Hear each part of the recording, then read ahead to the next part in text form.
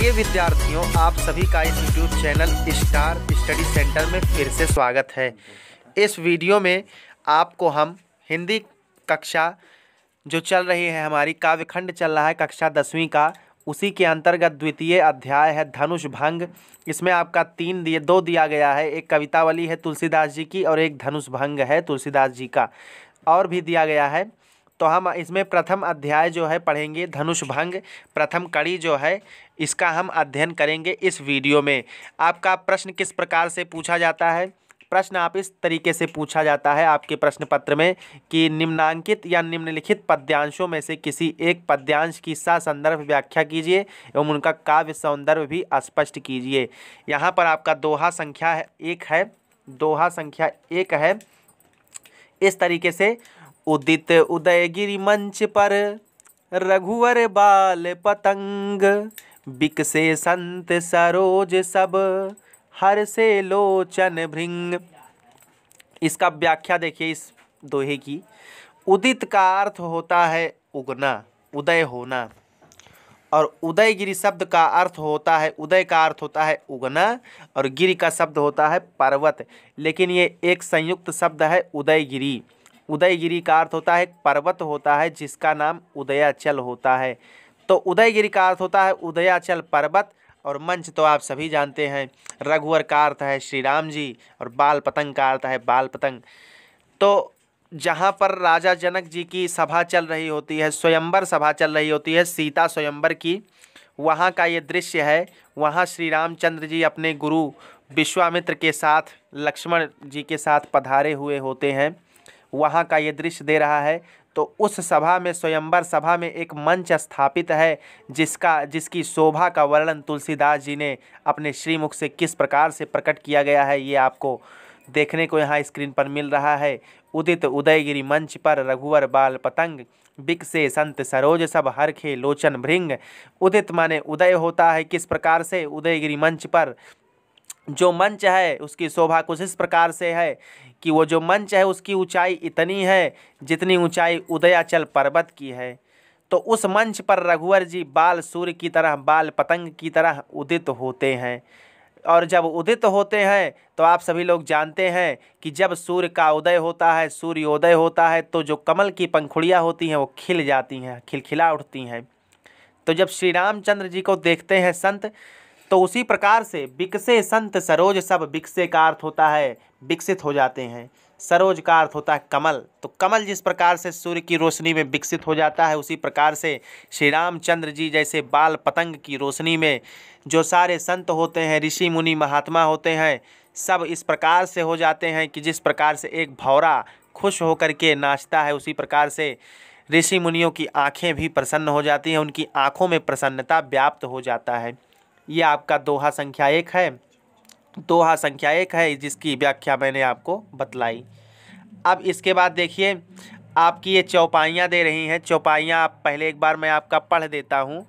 नृपहि केरिया सा निसिनासी, बचन नखत अवली न प्रकाशी, मानी महिप कुमुद सकुचाने, कपटी भूप उलूक लुकाने, भय विशोक कोक मुनि देवा, बरसहि सुमन जना वही सेवा, गुरुपद बंदी सहित अनुरागा, राम मुनिन सन आय सुमांगा।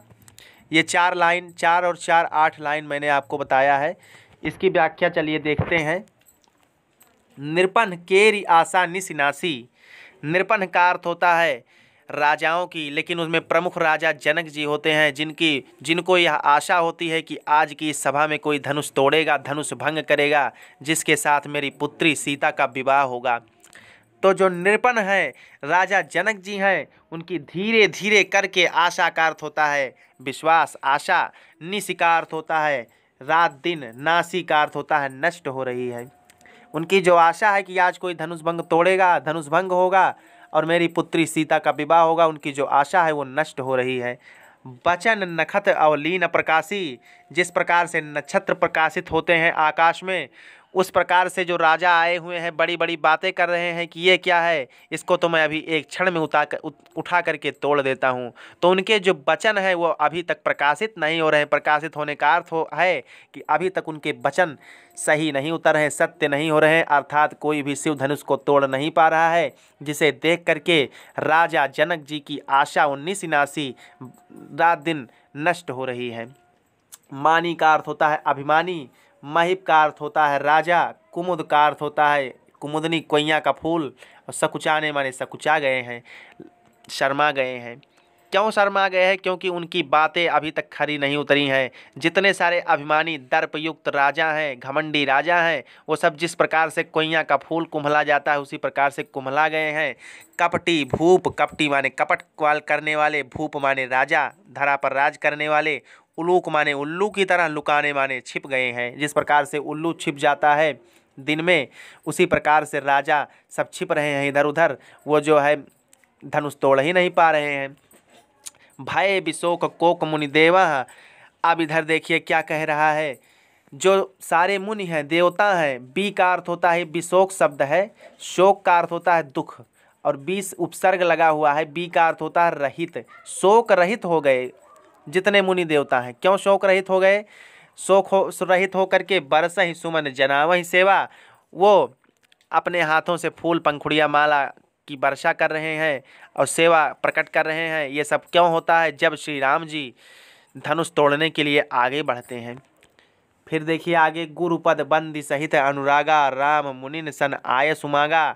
जब सारे राजा धनुष तोड़ने में नाकाम हो जाते हैं, निकम्मे राजा निष्फल हो जाते हैं धनुष तोड़ने में, तब श्री राम जी गुरु माने गुरु के, पद माने चरणों को, बंद का अर्थ होता है वंदना करके, सहित माने वंदना करने के साथ, अनुराग यानी प्रसन्न करके, राम मुनिन सन आय सुमागा, राम जी सब ऋषियों मुनियों से आज्ञा मांगते हैं।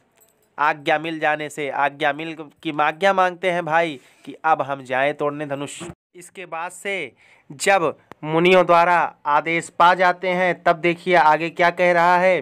सहज ही चले सकल जग स्वामी, मत मंजुबर कुंजर गामी, चलत राम सब पुर नर नारी, पुलक पूरी तन भय सुखारी। जब श्री राम जी आज्ञा ले लेते हैं मुनियों से कि अब चलिए हम धनुष तोड़ने जाएं, तो जब मुनिवर आज्ञा दे देते हैं तो श्री राम जी किस प्रकार से मंच की ओर चलते हैं, उनकी सहजता किस प्रकार से है, इसका वर्णन कवि ने किया है। कह रहे हैं सहज ही माने सहजता से, चले माने चलते हैं, सकल जग स्वामी का अर्थ होता है पूरे संसार के स्वामी, पूरे संसार के मालिक। इस तरीके से सहज रूप से चलते हैं जैसे मत मंजुबर कुंदरगामी, जिस प्रकार से मतवाला हाथियों का झुंड, कुंजर का झुंड, कुंजर का अर्थ होता है हाथी, चलता है, उसी प्रकार से मतवाले होकर के श्री राम प्रभु भी चलते हैं धनुष तोड़ने के लिए। दे रहा है चलत राम सब पुर नर नारी। जब राम जी चलते हैं तो सारा नगर के लोग, सारे नगर के लोग, समस्त नगर के लोग, नर माने मनुष्य, नारी माने उनकी पत्नियां, अर्थात स्त्रीलिंग की जो जितनी भी वस्तुएं हैं, चीज़ें हैं, सभी लोग, सभी प्राणी श्री राम जी को देख करके देखते हैं। पुलक पूरी तन भय सुखारी, और उनका शरीर इस प्रकार से सुख से भर जाता है जिस प्रकार से पूरियाँ फूल जाती हैं, उसी प्रकार से उन व्यक्तियों का श्री राम जी को देख करके शरीर प्रसन्नता से प्रफुल्लित हो उठता है, शरीर प्रसन्नता से युक्त हो जाता है, प्रसन्नमय शरीर हो जाता है। प्रिय विद्यार्थियों, आगे दे रहा है आपका, बंदी पितर सुर सुकृत सम्हारे, जो कुछ पुण्य प्रभाव हमारे, तो शिव धनु मृणाल की नाई, तो रहु राम गणेश गोसाई। जब सीता जी को इसका आभास होता है कि अब श्री राम जी धनुष तोड़ने जा रहे हैं, तो इससे पहले उन्होंने देखा था सीता जी ने कि कोई भी शिव धनुष तोड़ने में सफल नहीं हुआ था, तो वो अपने बंदी माने वंदना करती हैं, पितर माने अपने पितरों के, सुर माने देवताओं को, सुकृत माने अच्छे के लिए, संहारे माने संहार ले।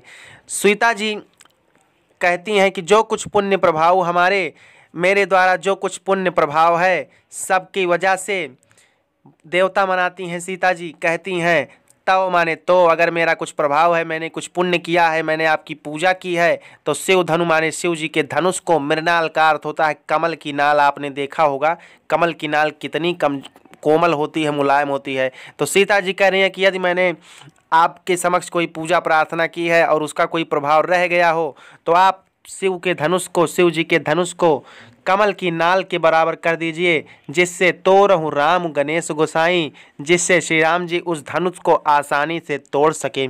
प्रिय विद्यार्थियों, यह आपका पहला दोहा है। इसी प्रकार से वीडियोस आपको मिलते रहेंगे। अगर आपको वीडियो सबसे पहले पाना है तो आप हमारे चैनल को सब्सक्राइब करके बेल आइकॉन जरूर प्रेस कर दीजिए। राधे राधे। अगले वीडियो में हम आपको उसके आगे का वाक्यांश बताएंगे।